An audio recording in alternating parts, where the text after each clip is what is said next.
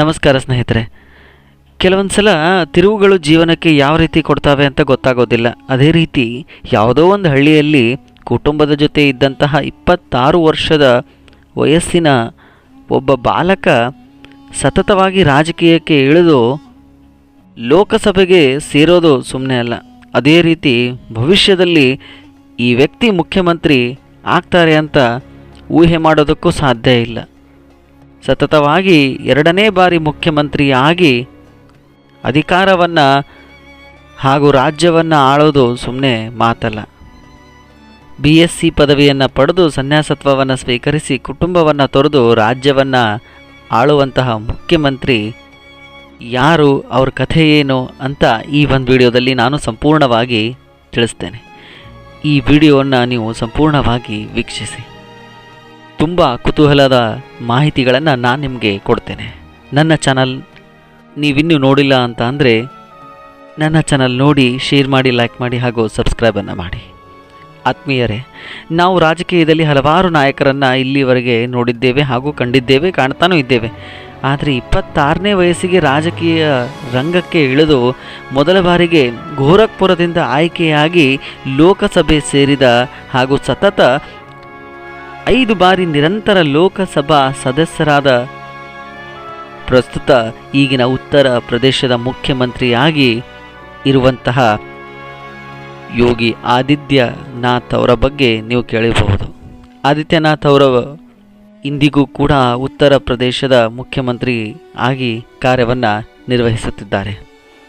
Bulldozer ಬಾಬಾ ಅಂತ ಪ್ರಸಿದ್ಧಿಯನ್ನು ಪಡೆದಿರುವಂತಹ ಆದಿತ್ಯನಾಥ್ ಅವರ ಜೀವನದ ಬಗ್ಗೆ ಬಹಳಷ್ಟು ಜನರಿಗೆ ಮಾಹಿತಿ ತಿಳಿದಿಲ್ಲ.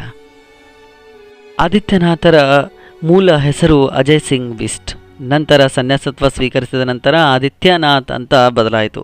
ಮೂಲತಃ ಉತ್ತರಾಖಂಡ್ನ ಪೌಡಿ ಜಿಲ್ಲೆಯ ಪಂಚೂರ್ ಗ್ರಾಮದವರು. 5 ಜೂನ್ 1972ರಲ್ಲಿ ಅನಂತ್ ಸಿಂಗ್ ಬಿಸ್ಟ್ ಹಾಗೂ ಸಾವಿತ್ರಿಬಾಯಿ ಅವರ 5ನೇ ಪುತ್ರರಾಗಿ ಜನನವನ್ನು ಪಡಿತಾರೆ. ತಮ್ಮ ಪ್ರಾಥಮಿಕ ಶಿಕ್ಷಣ ಹಾಗೂ 10ನೇ ತರಗತಿವರೆಗೂ ತಮ್ಮ ಗ್ರಾಮದಲ್ಲಿ ಶಿಕ್ಷಣವನ್ನು ಪಡೆದು ನಂತರ BSc ಪದವಿಯನ್ನು ಹೇಮವತಿ ನಂದನ ಬಹುಗುಣ ಗಢವಾಲ್ ವಿಶ್ವವಿದ್ಯಾಲಯದಲ್ಲಿ ಪೂರ್ಣಗೊಳಿಸ್ತಾರೆ. ಮೂಲತಃ ಆದಿತ್ಯನಾಥ್ ರವರ ತಂದೆ ಅನಂತ್ ಸಿಂಗ್ ಬಿಸ್ಟ್ ರವರು ಅರಣ್ಯ ಇಲಾಖೆಯಲ್ಲಿ ಅಧಿಕಾರಿಯಾಗಿದ್ದರೂ ಕೂಡ ಹೇಳುವಷ್ಟು ಶ್ರೀಮಂತಿಕೆ ಇವ್ರದ್ದಾಗಿರಲಿಲ್ಲ. ಹೇಳುವಷ್ಟು ಆರ್ಥಿಕ ಪರಿಸ್ಥಿತಿ ಇವ್ರದ್ದು ಅಷ್ಟೇನೂ ಇರಲಿಲ್ಲ. ಮೂಲತಃ ಮಧ್ಯಮ ವರ್ಗದ ಕುಟುಂಬದವರು ಆದರೂ ಕೂಡ ಹೊಟ್ಟೆಗೆ ಬಟ್ಟೆಗೆ ಕಮ್ಮಿ ಇರಲಿಲ್ಲ. ಆದರೆ ಎಲ್ಲೋ ಒಂದು ಕಡೆ ಅರಣ್ಯ ಇಲಾಖೆಯಲ್ಲಿ ಇದ್ದಂತಹ ಅವರ ತಂದೆಗೆ ಸರಿಯಾಗಿ ಸಂಬಳ ಬರ್ತಾ ಇರಲಿಲ್ಲ. ಆ ಪಂಚೂರ್ ಗ್ರಾಮ ವಿದ್ಯುತ್, ನೀರು ಹಾಗೂ ಆಸ್ಪತ್ರೆಗಳಿಲ್ಲದ ಜಂಗಲ್ ಪ್ರದೇಶದಲ್ಲಿ ಇದ್ದಂತಹ ಗ್ರಾಮವಾಗಿತ್ತು. ಹಾಗೂ ಈ ಕಾರಣದಿಂದ ಆದಿತ್ಯನಾಥರವರಿಗೆ BSc ಪದವಿಯನ್ನು ಪಡೆದು ವಿಜ್ಞಾನ ಪದವಿಯನ್ನು ಪಡೆದು ವೈಜ್ಞಾನಿಕ ಚಿಂತನೆ ಈ ರಾಜಕೀಯಕ್ಕೆ ತರಬೇಕು ಅನ್ನೋದು ಒಂದು ಮೂಲ ಉದ್ದೇಶ ಆಗಿತ್ತು. ಈ ಕಾರಣದಿಂದ ತಮ್ಮ ಕಾಲೇಜು ದಿನಗಳಲ್ಲಿ ABVP ಅಂತಹ ಮತ್ತು RSSನಂತಹ ಸಂಘಗಳಲ್ಲಿ ತಾವು ಸಮಾಜ ಸೇವೆಯನ್ನು ಮಾಡ್ತಾಯಿದ್ರು. ಹಾಗೂ ಸಾಮಾಜಿಕವಾಗಿ ಅಲ್ಲಿ ಅವರಿಗೆ ಸಮಾಜದ ಕೊರತೆಗಳು ಅರ್ಥವಾಗಿದ್ದು ಅಲ್ಲಿ. ಆದರೆ ಒಂದು ಆದಿತ್ಯನಾಥರಿಗೆ ಜೀವನಕ್ಕೆ ತಿರುವು ಕೊಟ್ಟ ಘಟನೆ ಒಂದು ಅವರ ಜೀವನದಲ್ಲಿ ನಡೆಯಿತು. ಸ್ನೇಹಿತರೆ, ಆದಿತ್ಯನಾಥ್ರವರಿಗೆ ಜೀವನಕ್ಕೆ ತಿರುವು ಕೊಟ್ಟಂತಹ ಘಟನೆ ಒಂದು ಅವರ ಜೀವನದಲ್ಲಿ ನಡೆಯಿತು. ಹಾಗೂ ಆ ತಿರುವು ಮುಂದೆ ಅವರು ಮುಖ್ಯಮಂತ್ರಿ ಆಗುವ ಒಂದು ಕನಸನ್ನು ನನಸು ಮಾಡಿತು ಅಂತ ಹೇಳಿದ್ರೂ ಕೂಡ ತಪ್ಪಾಗೋದಿಲ್ಲ. ಹಾಗಿದ್ರೆ ಯಾವ ಘಟನೆ ಅಂತ ನೋಡೋದಾದರೆ, ನೀವಿನ್ನೂ ನನ್ನ ಚಾನಲ್ಗೆ ಸಬ್ಸ್ಕ್ರೈಬ್ ಆಗದಿದ್ದರೆ ದಯವಿಟ್ಟು ಸಬ್ಸ್ಕ್ರೈಬನ್ನು ಮಾಡಿ ಬೆಂಬಲಿಸಿ ಅಂತ ಕೇಳ್ಕೊಳ್ತೇನೆ. ಸ್ನೇಹಿತರೆ, ಆ ಒಬ್ಬ ವ್ಯಕ್ತಿ ಆಗಮನ ಇವರ ಜೀವನಕ್ಕೆ ಆಗುತ್ತೆ. ಆ ವ್ಯಕ್ತಿ ಬೇರೆ ಯಾರೂ ಅಲ್ಲ, ಮಹಂತ್ ಅವೈದ್ಯನಾಥರು. ಹೌದು, ಇವರು ಗೋರಖ್ನಾಥ್ ಮಠದ ಮುಖ್ಯ ಪೀಠಾಧಿಪತಿಗಳಾಗಿರ್ತಾರೆ. ಹಾಗೂ ಬೃಹತ್ ಧಾರ್ಮಿಕ ಹಾಗೂ ವ್ಯಕ್ತಿತ್ವ ಹೊಂದಿದಂತಹ ವ್ಯಕ್ತಿ ಕೂಡ ಇವರಾಗಿರ್ತಾರೆ. BJP ಅಂದರೆ ಭಾರತೀಯ ಜನತಾ ಪಕ್ಷದ ಹಾಗೂ ಹಿಂದೂ ಮಹಾಸಭಾ ಈ ಎಲ್ಲ ಪಕ್ಷಗಳ ಸಂಪರ್ಕವನ್ನು ಇವರು ನಿಕಟವಾಗಿ ಹೊಂದಿರ್ತಾರೆ. ಇವರು ಆದಿತ್ಯನಾಥ್ ಅಂದರೆ ಅಜಯ್ ಸಿಂಗ್ ಬಿಸ್ಟ್ ಅಂದರೆ ಆದಿತ್ಯನಾಥ್ ಹೆಸರುಕ್ಕಿಂತ ಮುಂಚೆ ಇರುವಂತಹ ಹೆಸರು ಅಜಯ್ ಸಿಂಗ್ ಬಿಸ್ಟ್ ರವರಿಗೆ ಅವೈದ್ಯನಾಥರು ಧಾರ್ಮಿಕ ಮಾರ್ಗದರ್ಶಕರಾಗಿ ಭೇಟಿಯಾಗ್ತಾರೆ. ಯಾವುದೋ ಒಂದು ಕಾರಣಕ್ಕಾಗಿ ಯೋಗಿ ಆದಿತ್ಯನಾಥ್ರವರು ಅವೈದ್ಯನಾಥರ ಹತ್ರ ಹೋಗಿರ್ತಾರೆ.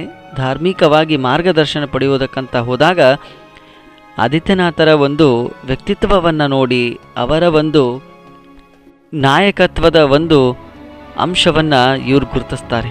ಈ ವ್ಯಕ್ತಿ ಮುಂದೆ ರಾಜಕೀಯ ಕೇಳಿದ್ರೆ ಏನಾದರೂ ಸಾಧನೆ ಮಾಡ್ತಾನೆ ಅನ್ನೋ ಒಂದು ನಂಬಿಕೆ ಅವೈದ್ಯನಾಥರಿಗೆ ಖಂಡಿತವಾಗ್ಲೂ ಇತ್ತು. ಈ ಒಂದು ನಂಬಿಕೆನೇ ಅವರನ್ನು ರಾಜಕೀಯಕ್ಕೆ ಬರೋ ಹಾಗೆ ಸಲಹೆಯನ್ನು ಸೂಚಿಸ್ತು. ಅದೇ ರೀತಿ ಅವೈದ್ಯನಾಥರು ಯೋಗಿ ಆದಿತ್ಯನಾಥರನ್ನು ಅಪ್ಪಟ ಶಿಷ್ಯರಾಗಿ ಮಾಡ್ಕೊಳ್ತಾರೆ. ಶಿಷ್ಯರ ಹುಡುಕಾಟದಲ್ಲೂ ಕೂಡ ಅವರಿರ್ತಾರೆ. ಅದೇ ರೀತಿ ಸಿಕ್ಕಂತಹ ಯೋಗಿ ಆದಿತ್ಯನಾಥರನ್ನು ಶಿಷ್ಯರಾಗಿ ಮಾಡ್ತಾರೆ. ಧಾರ್ಮಿಕ ಪ್ರಬುದ್ಧತೆ, ಶಿಸ್ತು, ಸಮಯ ಪ್ರಜ್ಞೆ ಈ ಎಲ್ಲಗಳನ್ನು ಗುರುತಿಸಿ ಮುಂದೆ ರಾಜಕೀಯದ ಉತ್ತರಾಧಿಕಾರಿಯಾಗಿ ನೇಮಕವನ್ನು ಮಾಡ್ತಾರೆ. ಅದು 1998 ಅವೈದ್ಯನಾಥರು ರಾಜಕೀಯ ನಿವೃತ್ತಿಯನ್ನು ಘೋಷಿಸಿ ಯೋಗಿಯವರನ್ನು ಗೋರಖ್ಪುರದ ಲೋಕಸಭೆಯ ಅಭ್ಯರ್ಥಿಯಾಗಿ ಬಿಜೆಪಿ ಪಕ್ಷದಿಂದ ಸ್ಪರ್ಧಿಸಲು ಪ್ರೋತ್ಸಾಹವನ್ನು ನೀಡುತ್ತಾರೆ.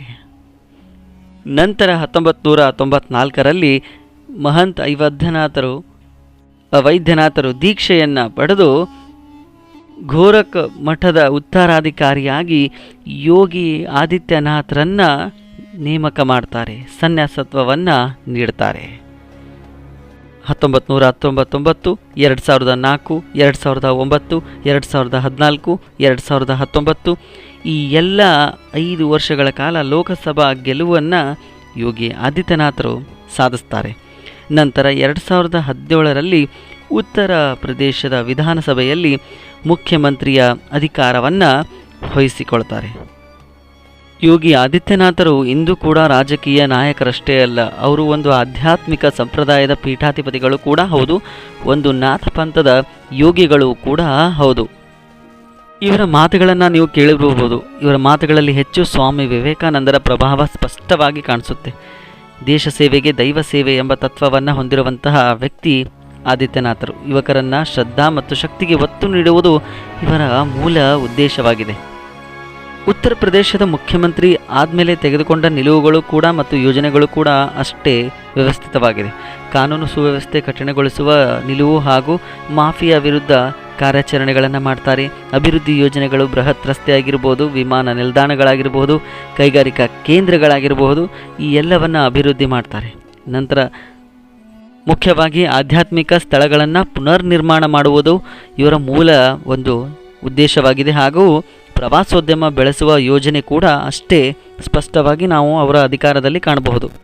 ಸ್ನೇಹಿತರೆ, ಒಟ್ಟಿನಲ್ಲಿ ಯೋಗಿ ಆದಿತ್ಯನಾಥರ ವ್ಯಕ್ತಿತ್ವ ಹಾಗೂ ಅವರ ಅಧಿಕಾರದ ಬಗ್ಗೆ ನಾವು ಎಷ್ಟು ಹೇಳಿದರೂ ಕಮ್ಮಿನೇ. ಹಾಗೂ ಸನ್ಯಾಸಿಯ ಜೀವನ ಹಾಗೂ ಅವರ ತಪಸ್ಸು, ರಾಜಕಾರಣಕ್ಕೆ ಇರುವಂತಹ ನಂಬಿಕೆ, ಧರ್ಮಗುರುವಿನ ನಿತ್ಯಾಸೇವೆ, ಜನನಾಯಕ ಶಕ್ತಿ, ಅವರು ತಮ್ಮ ಧರ್ಮಬದ್ಧತೆ ಹಾಗೂ ಕಠಿಣ ಶಿಸ್ತು ಮೂಲಕ ಸಾವಿರಾರು ಜನರ ಹೃದಯವನ್ನು ಗೆದ್ದಿದ್ದಾರೆ, ಗೆಲ್ತಾನೂ ಇದ್ದಾರೆ. 2020ರ ಸಮಯದಲ್ಲೂ ಕೂಡ ತಮ್ಮ ತಂದೆ ನಿಧನ ಆದರೂ ಕೂಡ ಯೋಗಿಯವರು ಹೋಗಲಿಲ್ಲ. ಲಕ್ನೋ ಕೋವಿಡ್ ನಿರ್ವಹಣೆಯಲ್ಲಿ ಅವರು ಕಾರ್ಯವನ್ನು ಮಾಡ್ತಾಯಿದ್ರು. ಈ ಒಂದು ಕಾರಣಕ್ಕಾಗಿ ತಾವು ಜನಸೇವೆಗೆ ಹೆಚ್ಚು ಪ್ರಾಮುಖ್ಯತೆಯನ್ನು ಕೊಟ್ಟು ಹೋಗಲಿಲ್ಲ. ಇಂದಿಗೂ ಕೂಡ ಅವರ ಸಹೋದರಿಯವರು ಒಬ್ಬ ಮುಖ್ಯಮಂತ್ರಿಯ ಸಹೋದರಿ ಆದರೂ ಕೂಡ ಒಂದು ರಸ್ತೆ ಬದಿ ಒಂದು ಟಿಫಿನ್ ಸೆಂಟರ್, ಒಂದು ಮಾರುವಂತಹ ಸರಳ ಜೀವನದಲ್ಲಿಯೇ ಬದುಕ್ತಿದ್ದಾರೆ ಹೊರತು ಮುಖ್ಯಮಂತ್ರಿ ತಂಗಿ ಅಂತ ಅಥವಾ ಅಕ್ಕ ಅಂತ ಯಾವುದೇ ಒಂದು ಸೌಕರ್ಯಗಳು ಯೋಗಿಯವರು ಮಾಡಿಕೊಟ್ಟಿಲ್ಲ. ಹಾಗೂ ಇವರು ಕೂಡ ರಾಜನಿಷ್ಠೆಯಿಂದ ತಮ್ಮ ಕಾರ್ಯವನ್ನು ಕುಟುಂಬಕ್ಕೆ ಮೀಸಲಿಡದೆ ಜನಸೇವೆಗೆ ಮೀಸಲನ್ನು ಇಡ್ತಾ ಇದ್ದಾರೆ. ಒಟ್ಟಿನಲ್ಲಿ ಯೋಗಿ ಆದಿತ್ಯನಾಥರ ಜೀವನ ಭಾವನಾತ್ಮಕ ಮತ್ತು ಆಯಾಮ ಕೆಲವು ಪುಟಗಳನ್ನು ಕೂಡಿದ್ರೆ ಅವರ ಜೀವನವೆಂಬ ಪುಸ್ತಕದಲ್ಲಿ ಶಿಸ್ತು, ತಪಸ್ಸು, ತ್ಯಾಗ, ಧರ್ಮಸೇವೆ ಎಂಬುದು ಹಲವು ಪುಟಗಳಲ್ಲಿ ಕೂಡಿದೆ ಅಂತ ಹೇಳ್ಬೋದು. ಸ್ನೇಹಿತರೆ, ಯಾವುದೇ ರಾಜಕೀಯ ಬೆಂಬಲಕ್ಕೆ ಹಾಗೂ ವ್ಯಕ್ತಿಯ ಬೆಂಬಲಕ್ಕೆ ಈ ಒಂದು ವಿಡಿಯೋವನ್ನು ನಾನು ಮಾಡಿಲ್ಲ. ಕೇವಲ ವ್ಯಕ್ತಿಯ ವ್ಯಕ್ತಿತ್ವ ಹಾಗೂ ಮೌಲ್ಯದ ಆಧಾರವಾಗಿ ಇಟ್ಟುಕೊಂಡು ಹಾಗೂ ಪ್ರಸ್ತುತ ವಾಸ್ತವಿಕ ಪ್ರೇರಣೆಗೆ ಮಾತ್ರ ಈ ಒಂದು ವಿಡಿಯೋ ಮಾಡಿದ್ದೇನೆ. ಏನಾದರೂ ತಪ್ಪು ಮಾಹಿತಿಯ ಅಥವಾ ತಪ್ಪು ಮಾಹಿತಿ ನಿಮಗೆ ತಿಳಿಸಿದರೆ ಖಂಡಿತವಾಗ್ಲೂ ಕ್ಷಮಿಸಿ. ಮುಂದಿನ ವಿಡಿಯೋದಲ್ಲಿ ಹೊಸ ಮಾಹಿತಿ ಜೊತೆಗೆ ಮತ್ತೆ ಸಿಗೋಣ. ಧನ್ಯವಾದಗಳು.